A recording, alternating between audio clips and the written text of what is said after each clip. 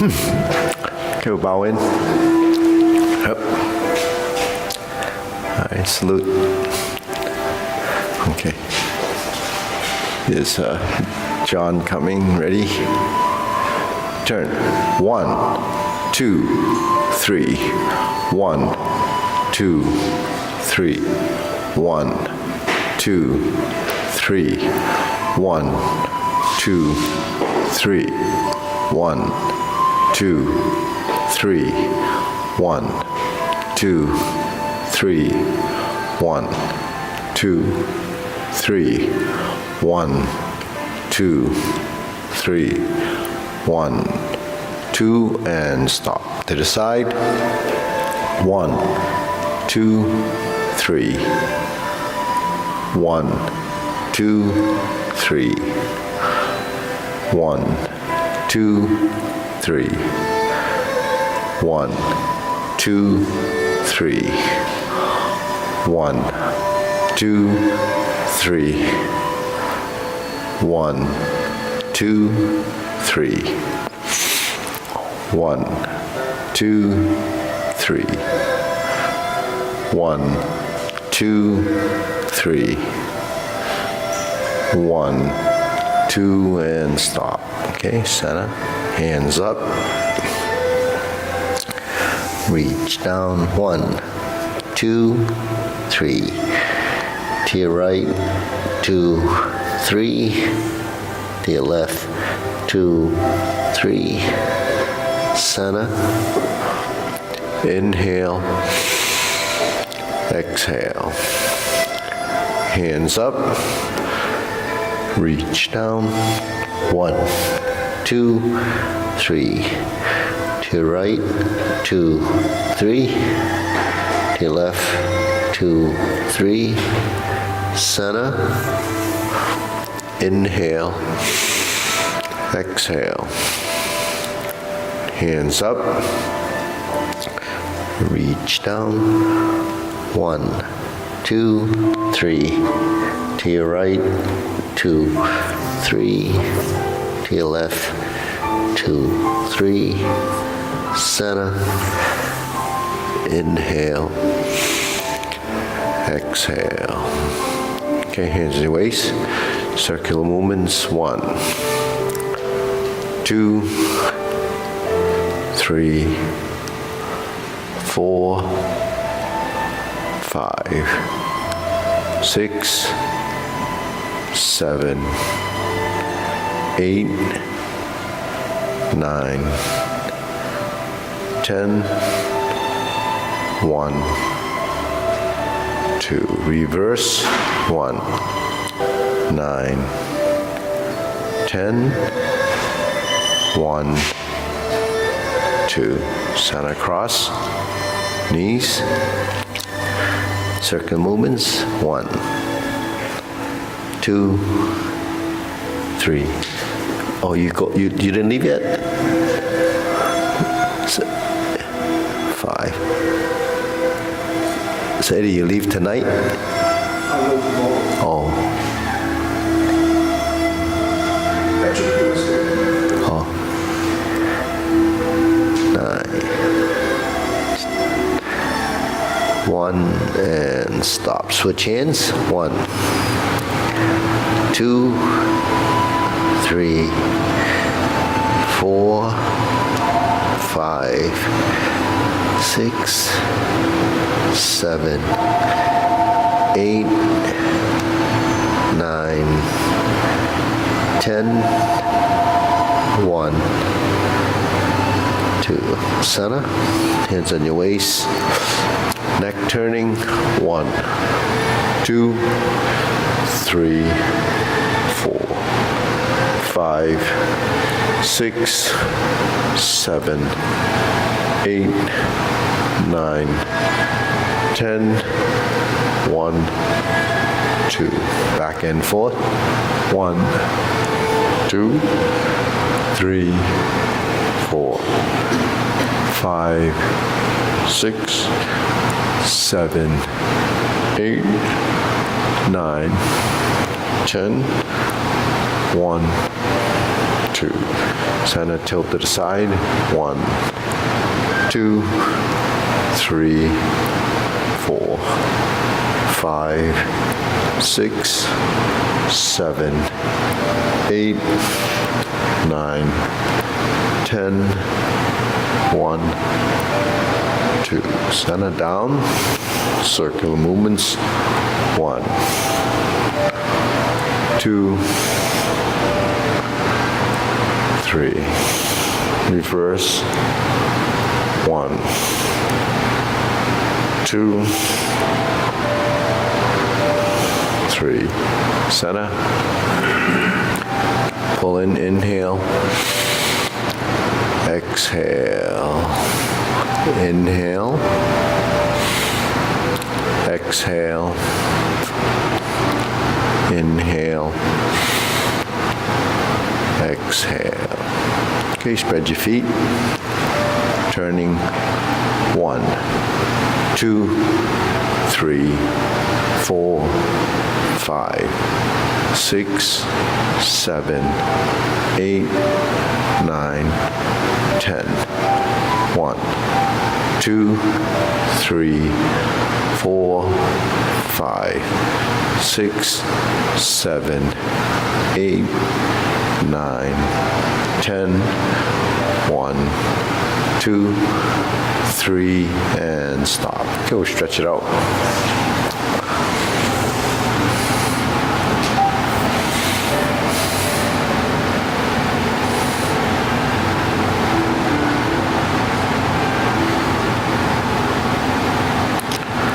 Switch.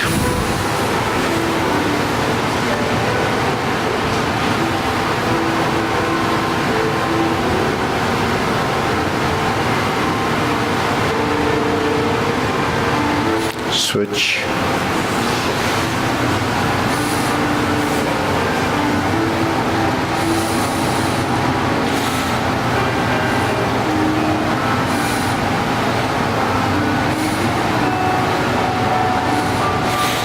Switch.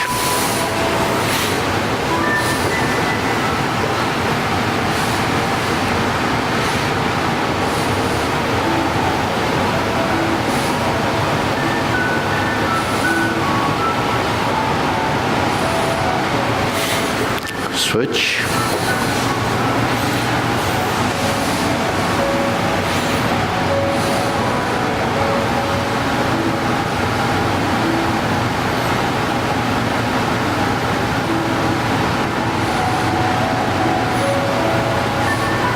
Okay, straighten out the front knee.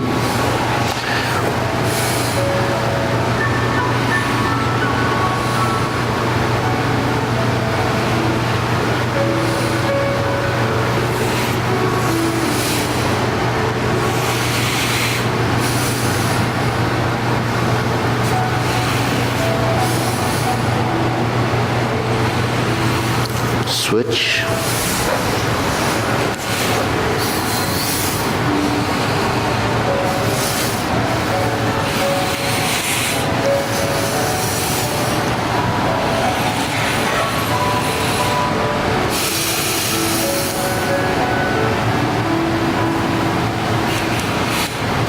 Switch.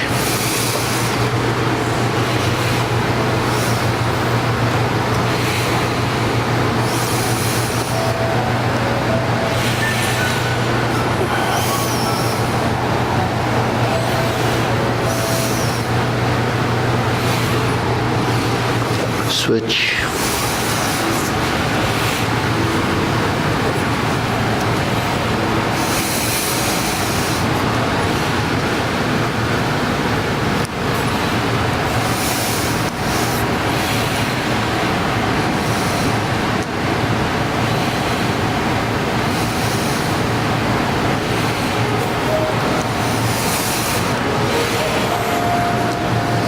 Okay, center.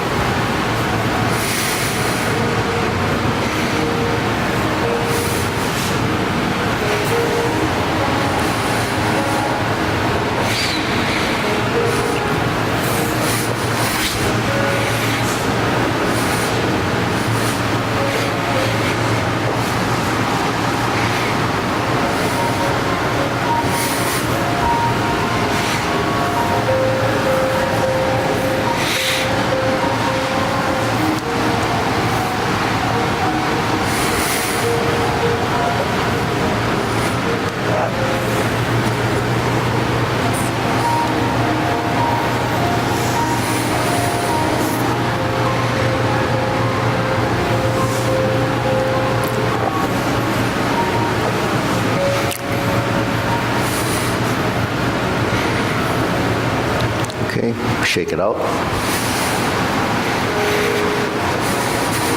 Hands up, pull in, inhale. Exhale. Inhale. Exhale. Inhale. Exhale. Okay, shoulder roll.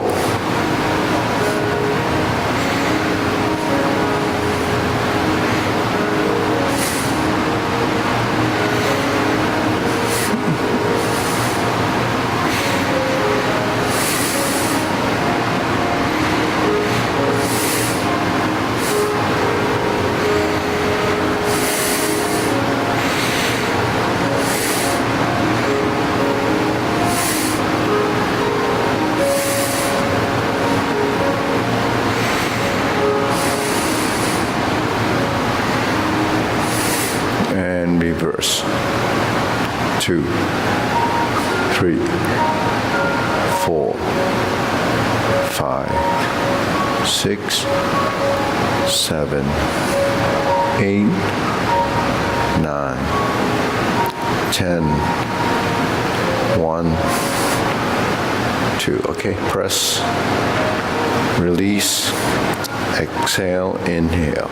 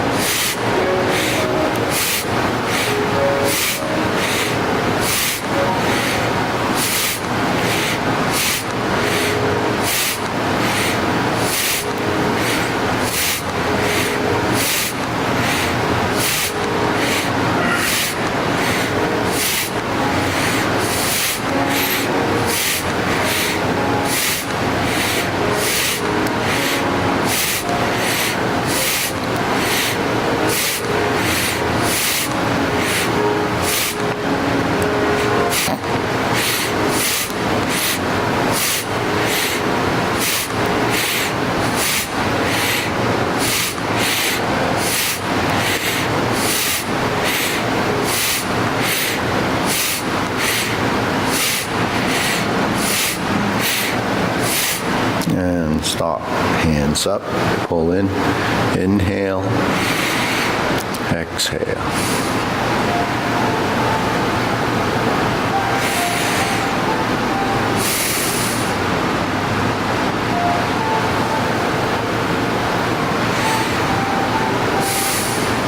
Okay, wrists, elbows and knees.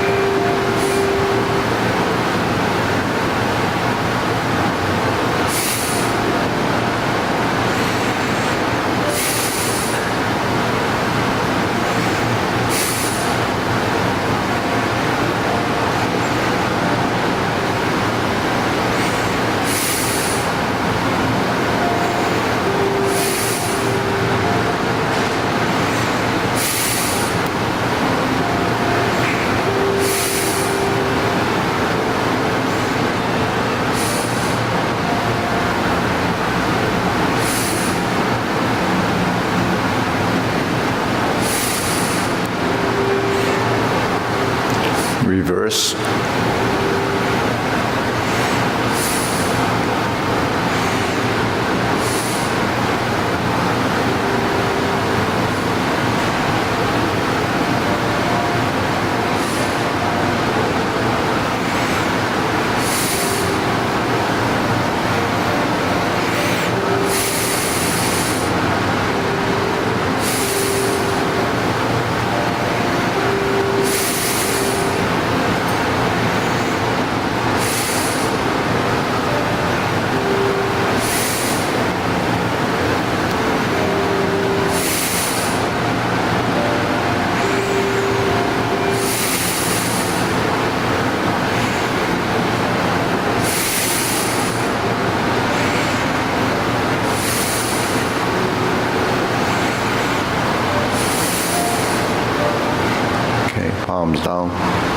bigger circle.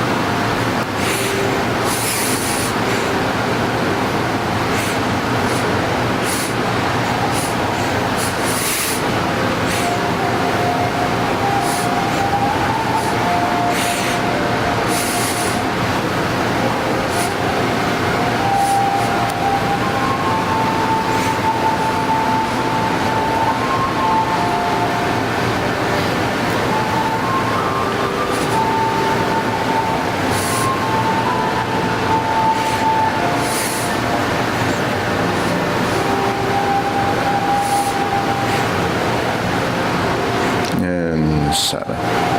Okay. Side to side.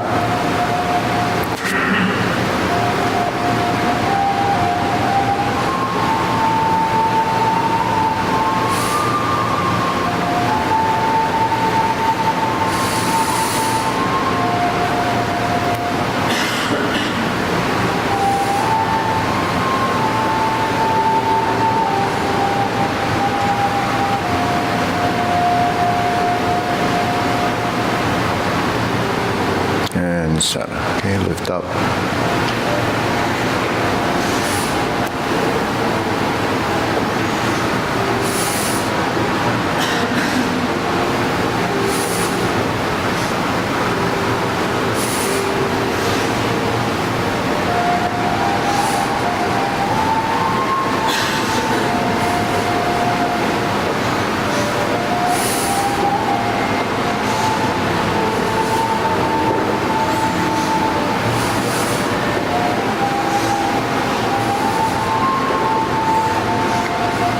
Okay, insert needle.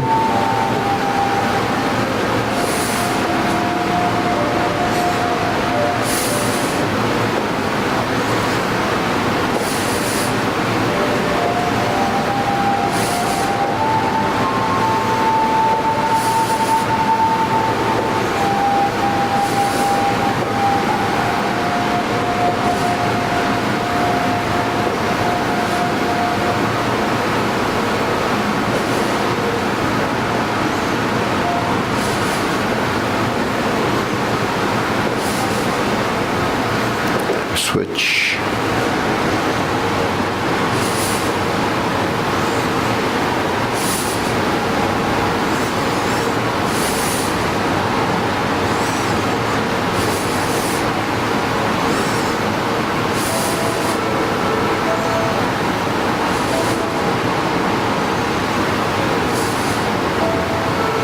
And Sana.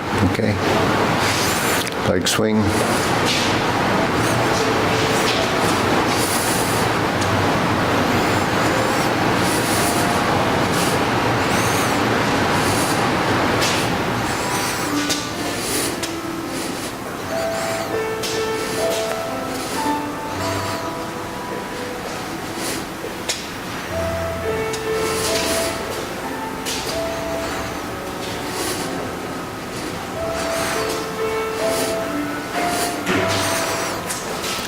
And switch.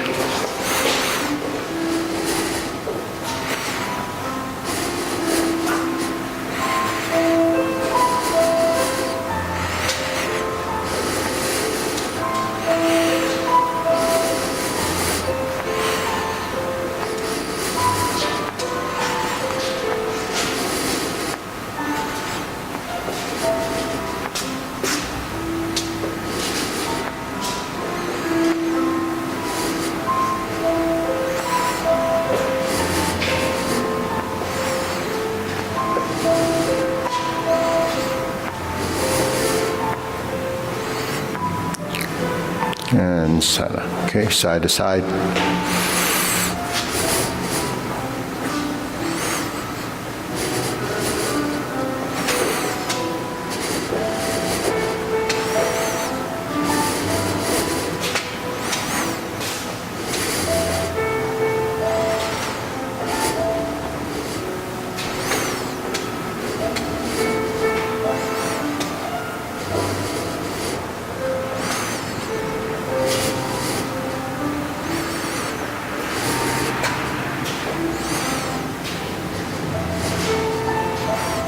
Switch.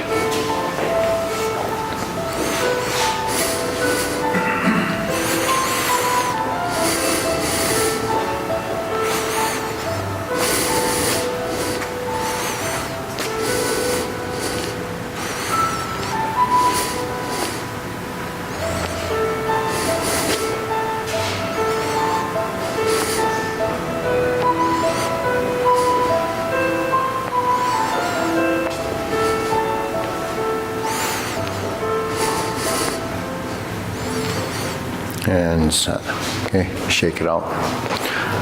Hands up, inhale.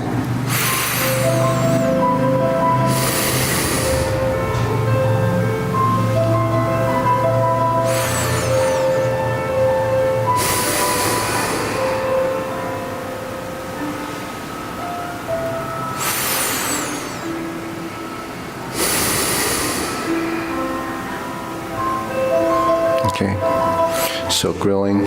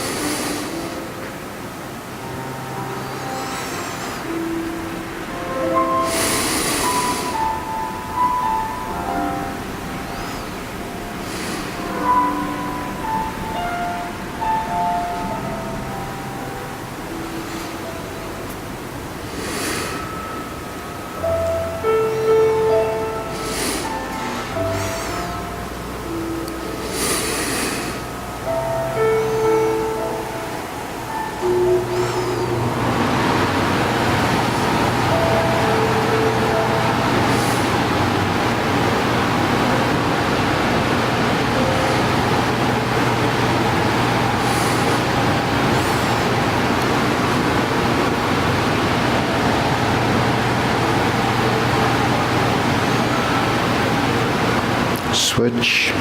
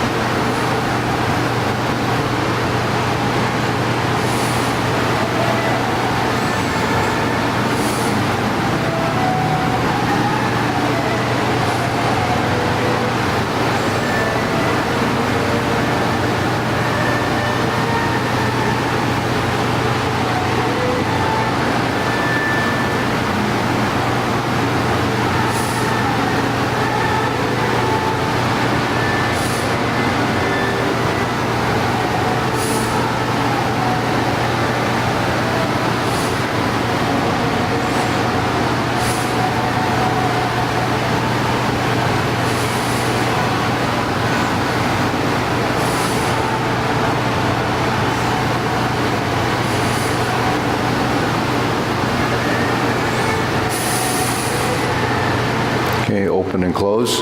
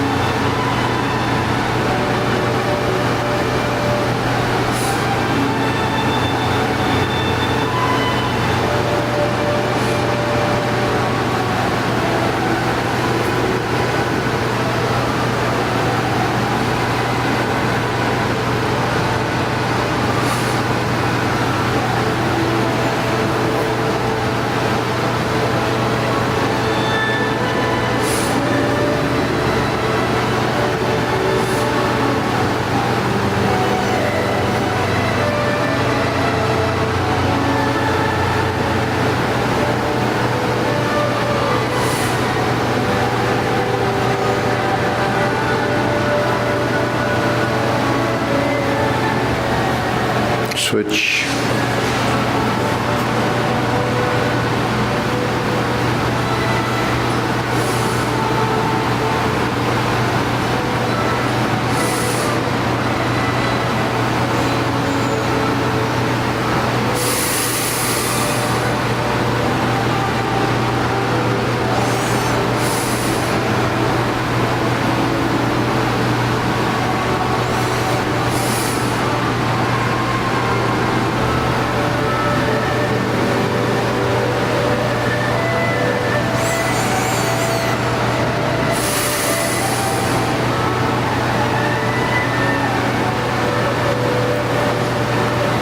Sana.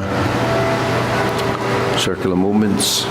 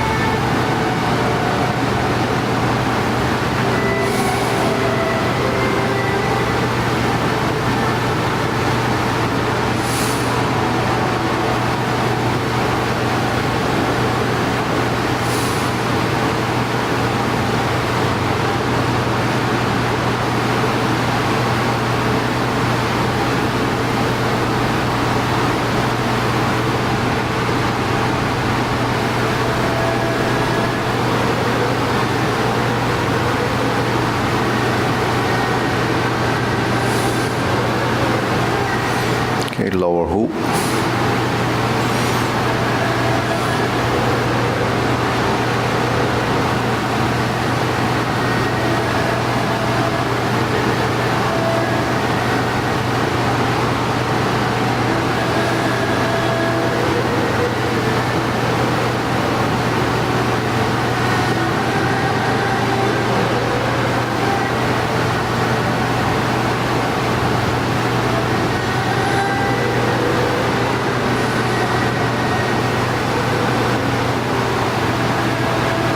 Shoulder height.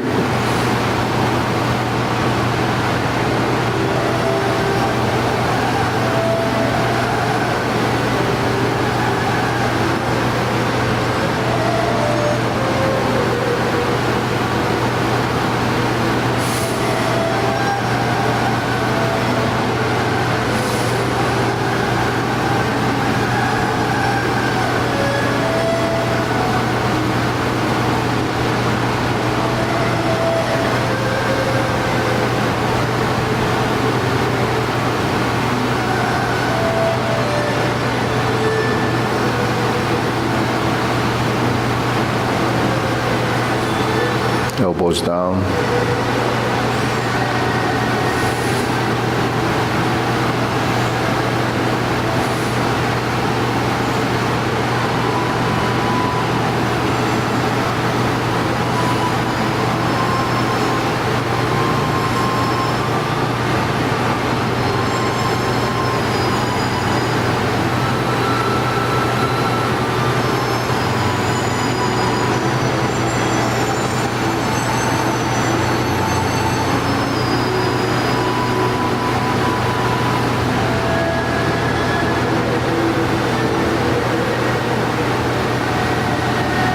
Lower,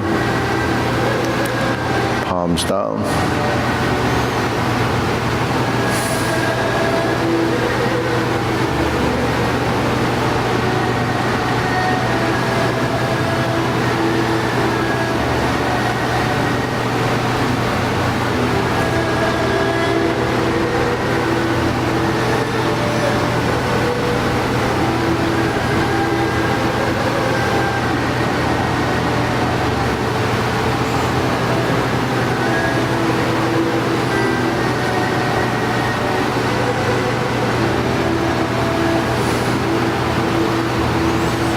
Extend.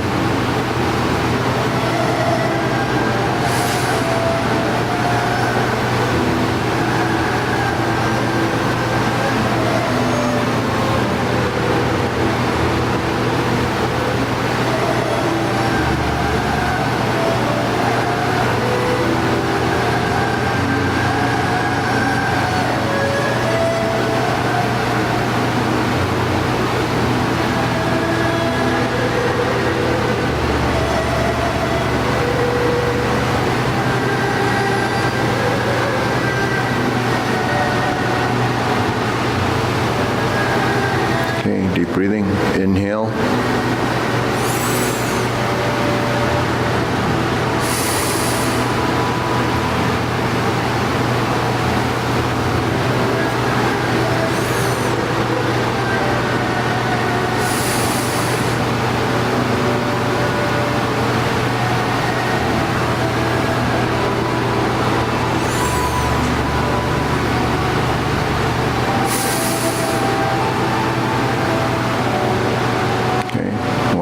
Inhale,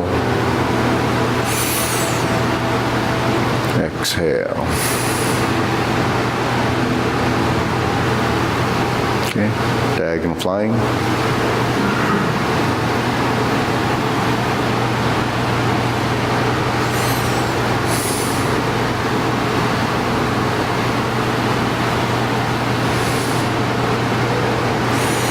Okay, connecting to closing movement.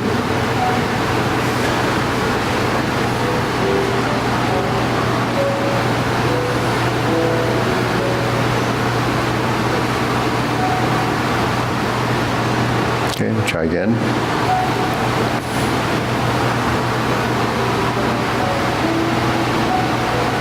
Step backwards, as the hands go forward, sit back. Cross your arms, find a side position, elbows to the side, adjust your feet. Okay, so that's sort of the sequence of the motions that are involved with closing. You know, how you do it and how many sort of increments you can capture is really when your body's ready. So there's a lot of shifting of weight, a lot of adjustments. On the other side, we have the diagonal flying. Shift your weight. Press down. Shift your weight. Raise the hand. Bend from your waist, stork flaps wings, right side. And relax the shoulders.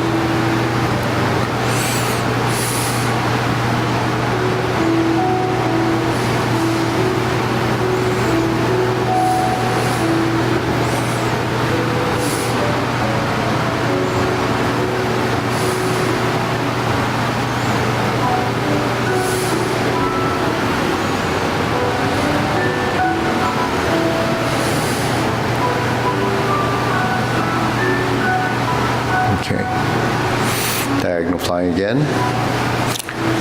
This is your left side, so then we sit back, insert the needle, lift your knee, drop it in, step out, shift your weight, adjust your feet. Okay, again, diagonal flying.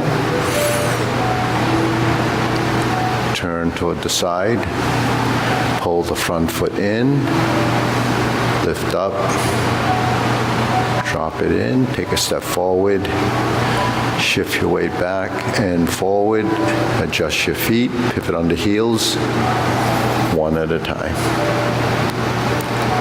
Okay, diagonal flying again.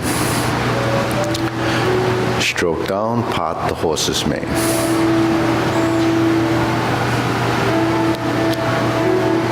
Diagonal flying,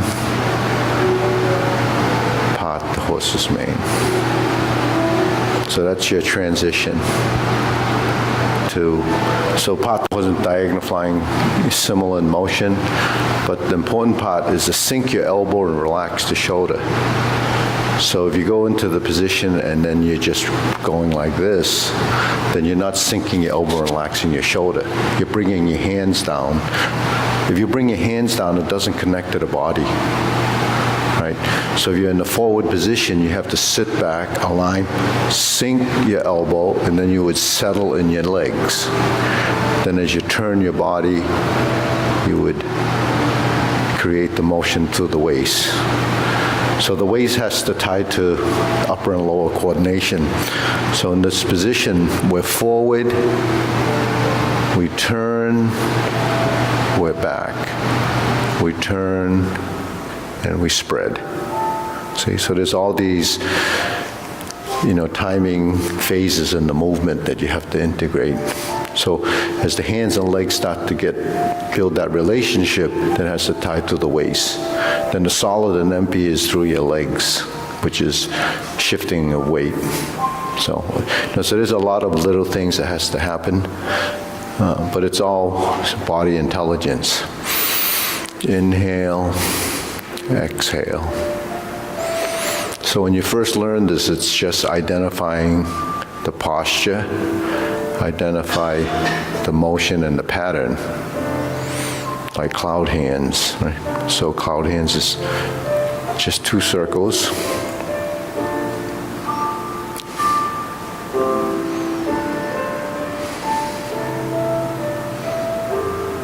And we just begin to turn and connect with the spine and the hands. So here you have right and left. You're moving to your right, and you're moving to your left. Then the one hand follows the other, or one hand leads the other. So it depends on how, you interpret the movement or the consciousness of the intention of that motion, the intent.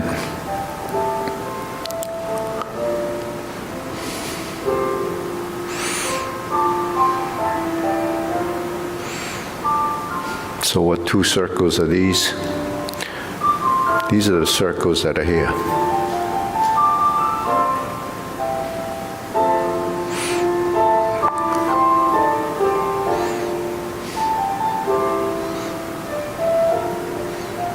So these are up and down, right? You rise and you fall, you rise separate. This is right and left.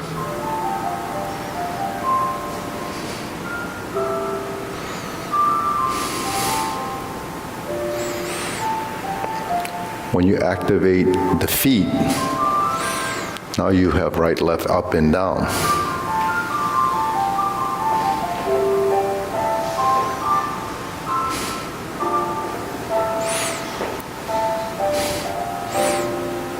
So what you have to figure out is when you bend your elbows, when do you bend your knees?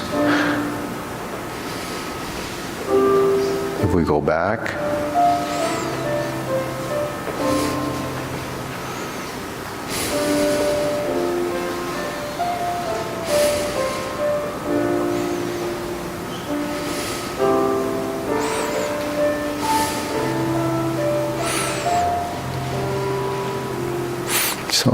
So then you have to determine how much physical strength is involved, right? So we make a circle like this, it's isolated, just the arms. You make a circle like this, then it's integrating the elbows and the knees, the hips and the shoulders, the wrists and the feet. Then when you make a circle like this, you realize that there's a right and there's a left. But when we do the hands like this, there's a right and left. There's a left to the right, right to the left. So the top part of this and the bottom part of this is a direction. Now, if this is the direction of the hand, and I move my body, then how much of it is the arm? Less. Right? So when you start to integrate your body, then the amount of physical effort required for the individual motion becomes diminished, right? It starts to merge with the direction of the pattern and the geometry of that space. So now what you have is 3-dimensional volume, right? And we have to understand that as the body begins to pick up on that, because everything that we do is 3-dimensional, and that's, in the simplest form is 3-dimensional space, right? So that's a volume. So when we look at the Tai Chi ball, it's a circle, right? But a ball is not a circle, it's just the perimeter, right? So the perimeter of that ball, that cube, that sphere, can be like this, it could be like this, right? and it could be like this, right? So if you take that circle and you reverse it and you roll it and you tilt and sway it, what do you have? You have volume and motion. If your body can track that, then you're at a pretty advanced level, because it's very difficult to do that. It's easy to just make a snowball. It starts getting harder when it gets bigger, because now you have to keep building and building and building and building. But the thing is, that's what reverse the ball is. You're flipping the hands over. That's what palm strikes faces, rolling the ball. And that's what high pat the horse is. Now, high pat the horse could be like this, or it could be like this, depending on... Now, when you do this, you're on the oblique. You've created a circle. But if you start to move forward, and then you start to move back, and you forward and back like you're doing in the forms for high pat the horse, then the dimensional change starts to change even the shape of the movement. The round becomes elongated as a space, as a motion. So it becomes more an oval shaped. So when you do cloud hands, it's no longer a circle. It becomes elongated, and you're turning and wrapping the body. Now, what does the feet do? It takes you in a direction, and it's really a right to left pivot. Because if I go like this and I go like this, it's right to left. If I go like this and I go like this, it's back and forth. So all these dimensional changes, we only look at it out here. When you bring it into the whole body, every part of your body has a dimensional change. But can you track all those dimensional changes because you understand it on this level? You can't, because your body doesn't have the network of the wiring to create those nuances. If I take my finger and I do this, that's right and left. If I go like this, is right and left, up and down. But how many joints do you have here? Each one of those have a potential to move like that. So the higher skill level you have, the more parts you can move. So if you have hundreds of joints and several hundred joints in your body, if every one of the joints had to articulate some kind of motion in space, how many parts do you have to move? That's why it becomes almost impossible to track. The only thing you can do is create a look. So if we're doing part the horse's mane, it'll look like that. If we do carry tiger to the mountain, it's going to look like this. And it's really a pattern. That pattern is a circle. If I lift my body and I drop my legs, now you're creating a circle that's created by a function of something else. That becomes passive active motion, right? Anything that's passive becomes not isolated and not just one-sided. It has to be both. So anyways, so we go to carry tiger to the mountain and we lift up. That's your big ball. Then there's a dimensional change on the round side. But here's a forward direction of that ball, right? There's a right and left of that. As you sink down, it goes like this, and then you open it up. There's your vertical, right? So this is the volume in that motion. So that's carry tiger to the mountain. If we're here and we start to change like this, and we go forward and back and cross, depending if it's crossing right or left, now you have raised a hand on the right, or you raised a hand on the left, or you have transitioned to brush knee and the obliques. And that just comes from carry tiger to the mountain. So we're in this position, and we sink and we rise and we turn, we sit back, we create this lower hoop and we lift up. You're rising from the back, you're turning from the feet and the torso, you sink your elbow and relax the shoulder. If this is the right side, then we would go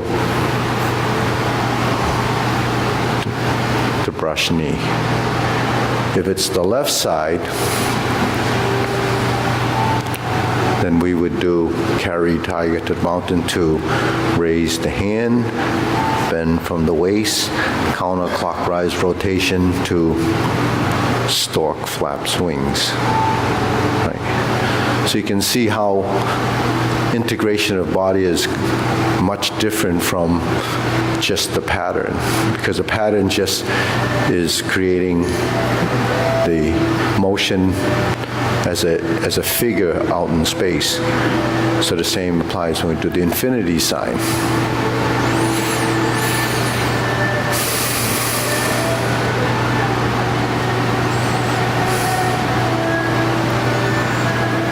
And form the fist.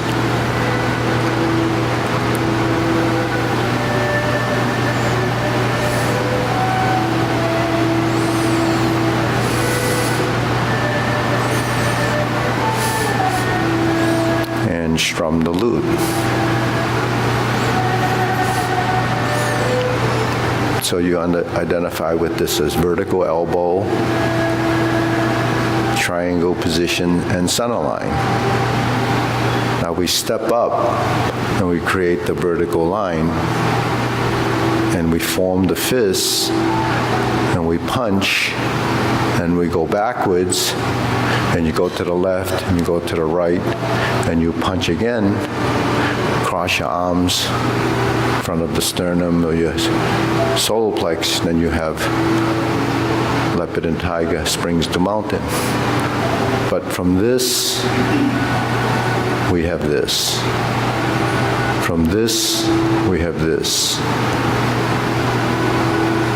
Okay, so here's your forward, and here's your backward. Here's your forward, here's your backward. So your two hands are doing this, because we're doing this. So where is this created? It's created by the turning of your spine. Okay, so that's a dimensional change. You have forward, backward, right, left, center. Does that happen in every one of your movements? All of this is actually in all your movements, forward, backward, right, left, center. You hear it all the time, forward, backward, right, left, center. But do you know what is right and what is back and what is left? The body, you know it as a direct direction, but we don't know it sometimes in the body. So that's what we have to constantly reconfigure and, re-coordinate as the body is defining it and getting more intelligent, because it starts to understand. It doesn't know something that doesn't exist. So that's what we actually constantly struggle with. So when it knows it, then it gets subconscious. We go into the position, and it's 1, 2, 3, 1, 2, 3. Okay. So there's those four movements blend together. Strum the lute, form the fist, punch, sit back, 1, 2, 3, 1. Now, 2, 3, 4. So there's four postures there. When do you move right? When do you move left? When do you go forward? When do you go back? If it's in everything, then when we do strum the lute, there must be right and left. There must be forward and back. There must be right and left, left and right. There's forward and back. If this hand is out, we have to set this up. We turn to the left, we move to the right. We separate the hands. Now you have right to left, forward, back, up and down.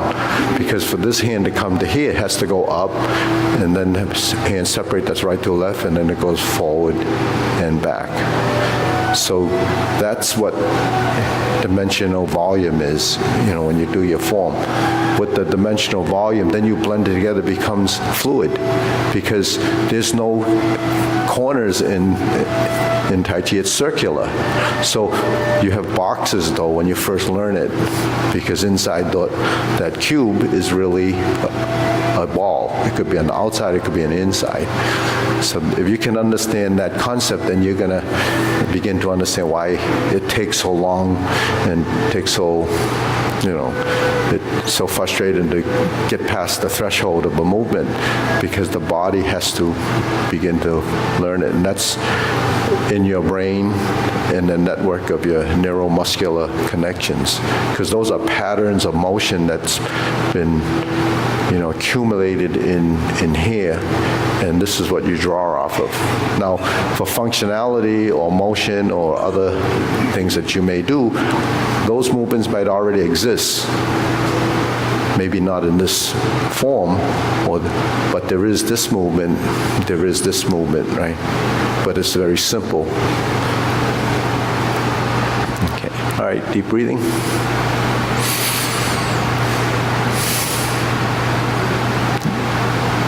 Forward, backward, down, up, and down. So there's even dimensional change there. It has right to left, left to right. Now there you have integration of breath and movement, right? So that should happen in your form as well. Breath and movement, because we breathe to move, or we move to breathe. So it has to happen as a relationship. That one inhalation, one exhalation, one rise, one fall, one forward, one back. So it's always that relationship that builds that network and that coordination becomes controlled by your diaphragm and your motion. So your movement, it's actually ends up getting driven with your breath and your movement, so that when you inhale and you have that gas exchange, then the oxygenation of your cell and your, deoxygenation from expelling carbon dioxide becomes cellular breathing, where it's going into your cells to create energy, and the energy is used for the movement, and then it just cycles and cycles and cycles. So that happens from top of your head to the sole of your feet, from fingertips to your toes. It's just something that happens. It's systemic. We don't pay attention to it, but we develop a control factor in our movement. So when you slow your breath down, you'll slow your movement down. If you slow your movement down, then you tie it to the elongation of the breath. Now you have deep diaphragmatic breathing. That's where the health benefit comes from. If you're supplying enough oxygen from your breathing and nutrients from your intake for food. Okay, so what else is there? I'm going to go through the short form. Okay, all right, ready? 2.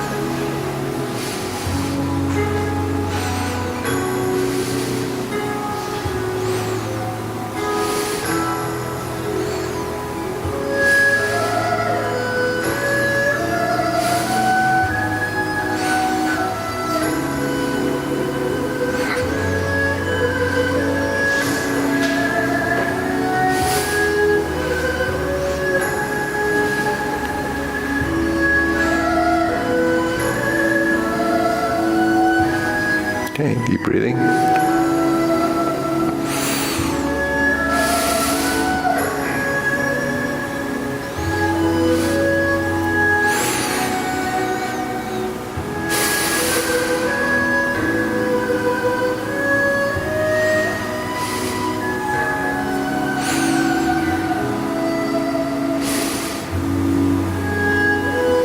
Okay, we'll go to the long form. Ready? And follow along.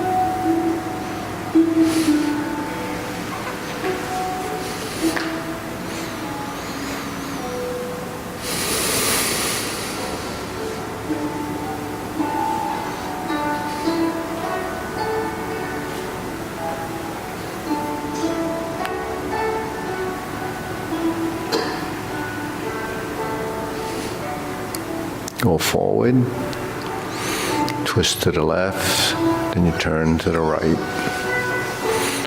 Left side, brush knee in, push. Oblique, right side, grasp the sparrow's tail.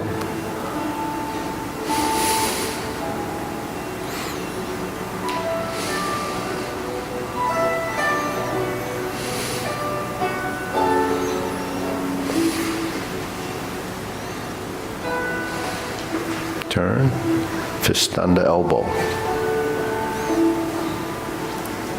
Repulse the monkey.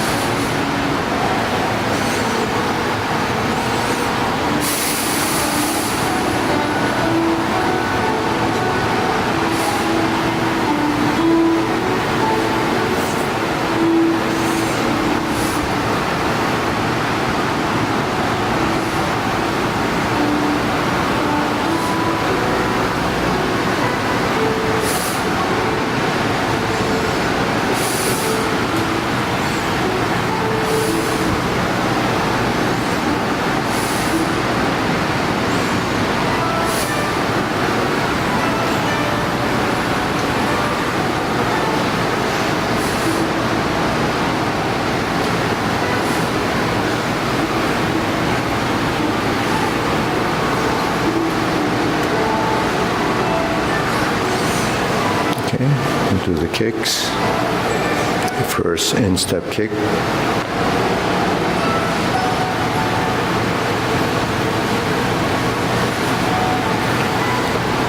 Second instep kick.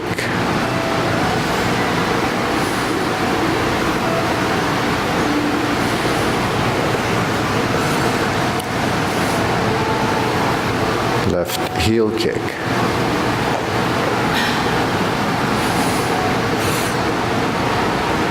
Brush knee and push right. Transition to the left, brush knee, left push. Set up, round out, twist step, planting punch.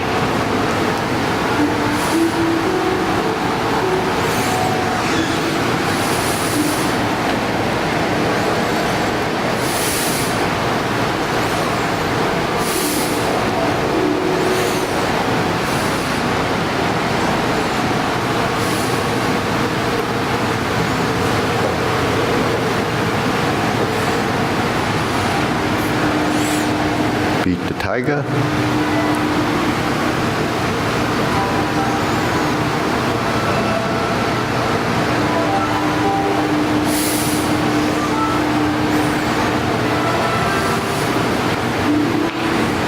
Two punches to the air.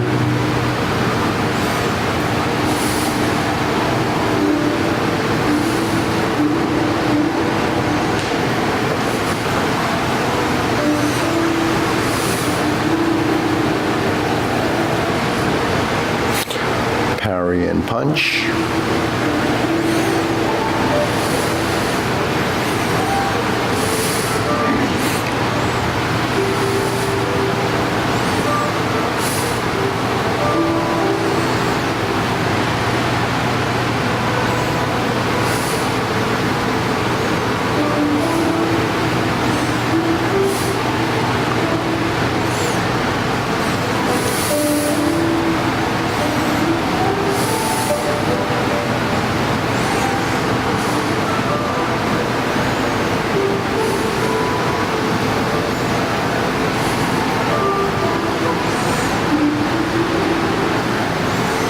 Going forward, left side, so these are obliques again. This happens, everything actually happens a couple of times in the form as far as, pieces of the form.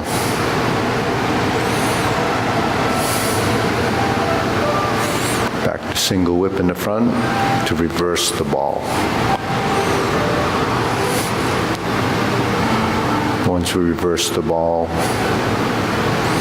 on the right side diagonal flying, so it either goes to closing or part the horse's mane.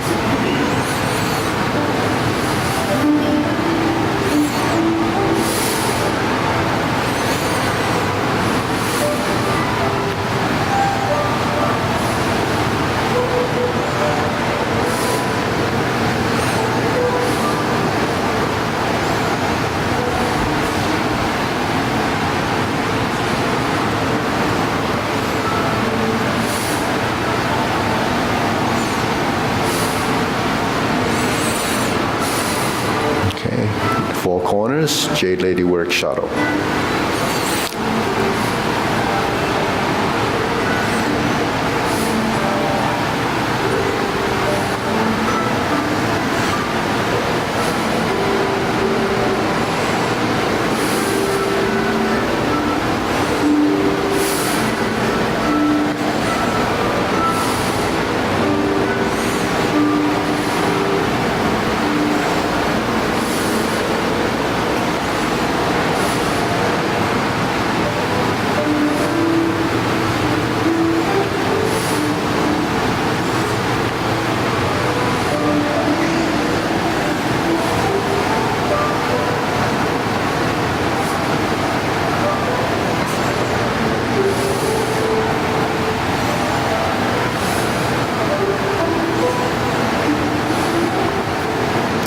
Sparrow's tail,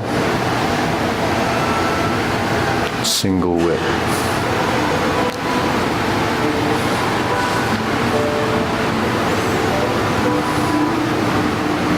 Cloud hand, second set.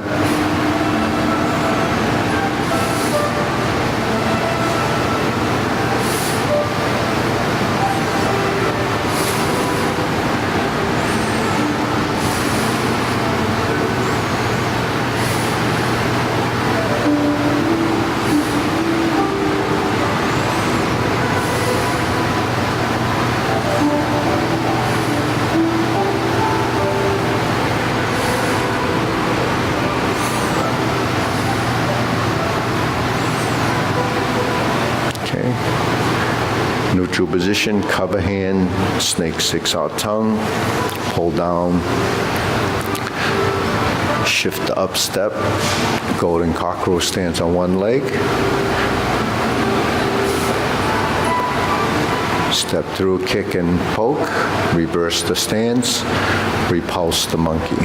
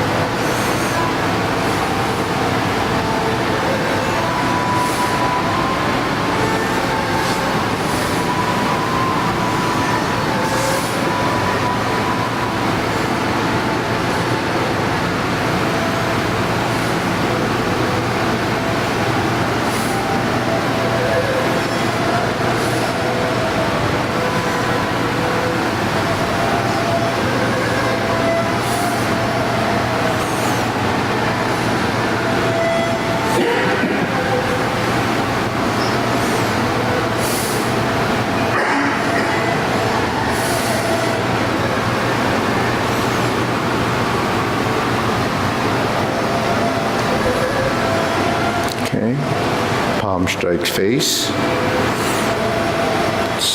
Yeah, just follow the people in front of you. That's easier to follow. Brush knee and push.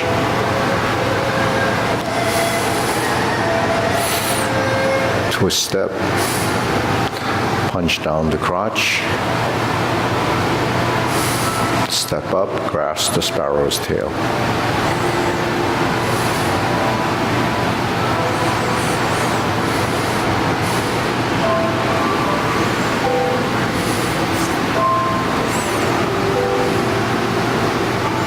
Okay. Second downward posture.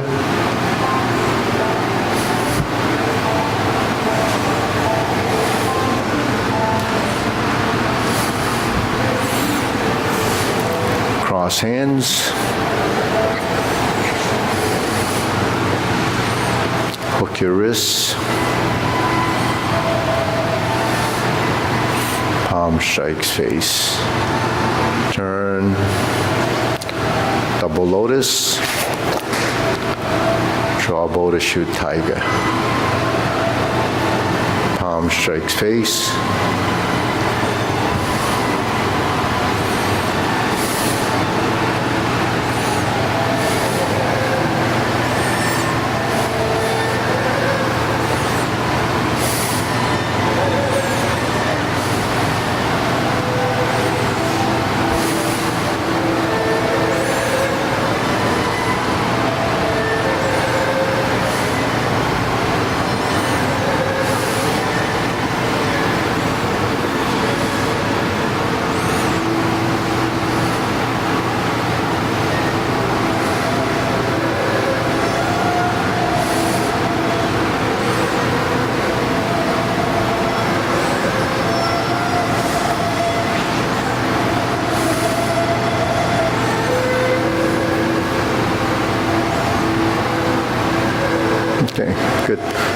Deep breathing.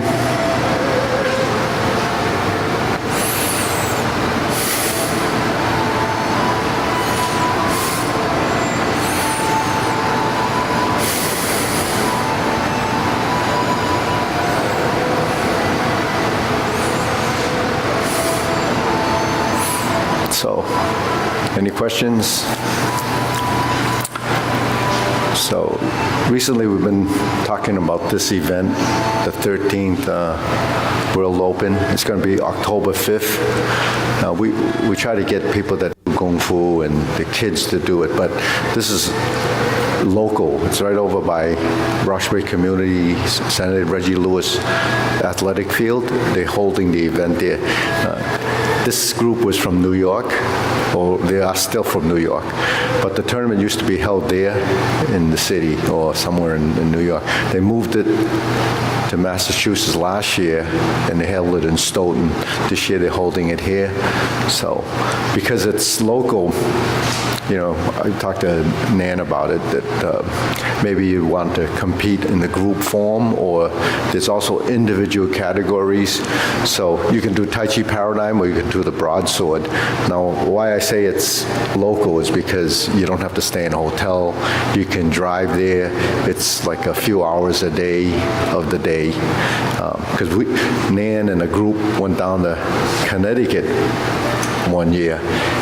They won the golds, by the way, in broadsword and Tai Chi Paradigm. Well, you know, it was group form, but right, there was group form. There was only 2 groups that they compete against, so it's either win or lose, right? But the thing is, it's just the experience and the fact that they did it. But you know, that was a drive down to Connecticut. You had to leave 6 in the morning, go there, wait all day, and compete. So that's something that's, you know, a lot of people might not want to make that hike, and it does take up the whole day. But you know, if you're interested. We gave up after a while. We said, have lunch, time to go. We're walking out to our car, seafood comes from come back, we won the gold. Well, the thing with that event was they don't give the medals out to the end of the tournament, which is ridiculous. Most tournaments give them out at the end of the, you know, for that ring, and then they give it to the next one. So it's really not fair to keep people waiting all day and to get the medals. But so we trying to bring a group there, and if we can, you know, you did the broadsword for open house, so that group, it can't be a huge group. It's usually maybe 6 people, 6 to 8 people, and there is a fee, you know, per person, but that's something that they can think about or work toward. There's that, the Tai Chi Paradigm. They have pushing hand. See, there's so many facets of martial arts is that there's a performance side of it, there's a sports side of it, which is what Wushu has gone to. China's gone to, you know, the sports side of it because they wanted to get it into the Olympics. It hasn't happened in the 4 tries that they have, but the thing is, you know, there's that. And then there's a contact side of it where you have like, you know, sparring, and so there's that side of it. There's actually Chinese judo. A lot of people don't know that there's, you know, China had judo at one time, so it's called Sui Jiao. The people from Taiwan still practice a lot of that. That's kind of old school. But even though it's Chinese style judo, they still wear uniforms similar to what the giza that the Japanese wear. It looks just like it, but then that style of outfit actually, you know, it has no buttons. You just wrap it and then you put a belt on it, sort of like your pajamas, you know.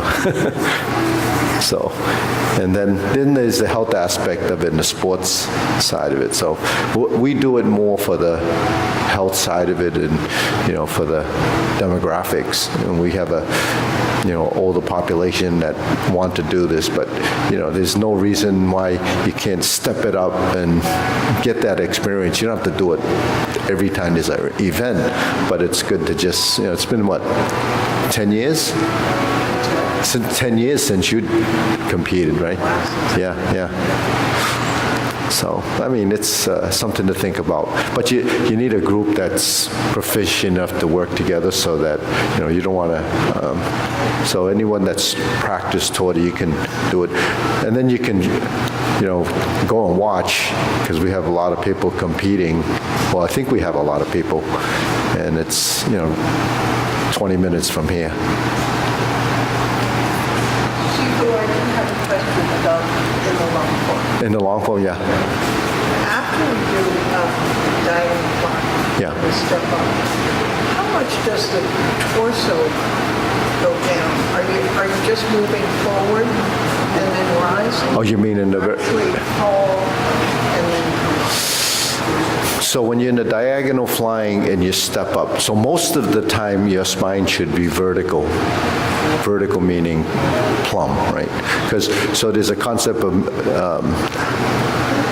the tailbone to the neck should be plumb, vertical. And the tailbone, the coccyx area should be vertical, not tucked under, okay? Now, when you're here and you're vertical and you go forward, now it's, when you level out, it's for, now when you go like this, now you're just bringing your hands, relaxing to get to a position.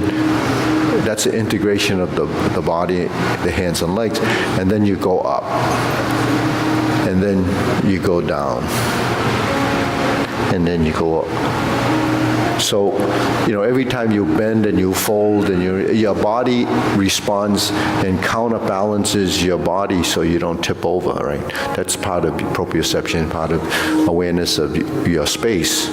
Now, when you're in a position and we go forward and back, like in grasp the sparrow's tail, or, when you turn, it's still pretty vertical. But the thing is, what happens also is your spine can arch or arc, So if your spine doesn't bend, then you're going to fold from the hip. So some postures that you see that you're going like this, it's not because your body's just hollowing. That's called hollowing your torso to create structure for your body. So when you grasp the sparrow's tail, is off the front leg.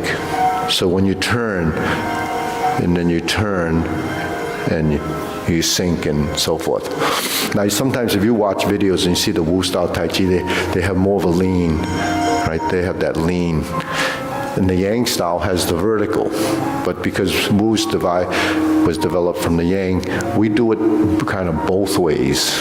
And so it's different from the standard Wu, but that's because of the influence that my teacher had. But the whole purpose of it is to maintain center of mass, center of balance, and control. So if you go forward, in the Wu style, their concept is to be 100% and zero. So when you're in this position, actually, this foot is like this, and you lean. So their concept is from that when the body falls from here, you're hinging from the heel, and the body is creating a vertical force, like a piece of plywood falling down, like that sort of force is covering. When you do in this way, when you go forward, your body is going forward and recentering, and there's a reversal of your movement. That's actually in a lot of styles where the reversal. The reversal is the force going out is actually compensated by, not allowing your force to be in only one direction. And so there's counterbalancing. So the last part of brushing is also a sort of setting that torso. Yeah, so when you push down, even though it looks like you have to relax and your body has to stay straight, but it's in the hips. Your hips have to settle into so that you become rooted here. You can't do this. You can't let it break forward. So your body does settle here. You might see something that's more extreme where they kind of do that. That would be vertical. But that's stylistic difference. But you will have that, but not so extreme in the movement. So it's not considered wrong, it's just a style? Only as it's excessive. Because when you settle like this, and then you do that, then you're rigid. You don't want to be rigid. see, the yin-yang diagram has two opposing colors in it, right? So it kind of means that when you reach the end, it's not 100% to the end. There's a little bit left in order to balance that motion, or to not to be extreme, right? So when you're doing the movements, you have to reach the point, but then in the concept is to not your consciousness stop, but the movement appears to be still. So the hands, when you go out, it doesn't stop. It goes out and it finishes, but it's your joints. So the idea of whole body releasing and relaxing is really the key concept of starting from a state of, relaxation, which is releasing tension in joint, which is not completely flaccid, but approaching where the structural integrity is still in the skeleton. If you go beyond extreme, if you like extreme, that affects your balance. Well, you become rigid and that becomes stagnant and stiff. So what happens if you go to this extreme? Then you start to move, but then it's disrupting the flow of what would have created the next motion. So, there's an end but no end, really. That's what the connectivity is, We used to talk about the end is the beginning. The end is the beginning is the end. But sometimes they say the form flows like a river, like the Yangtze River flows. So you put a dam there, it's still going to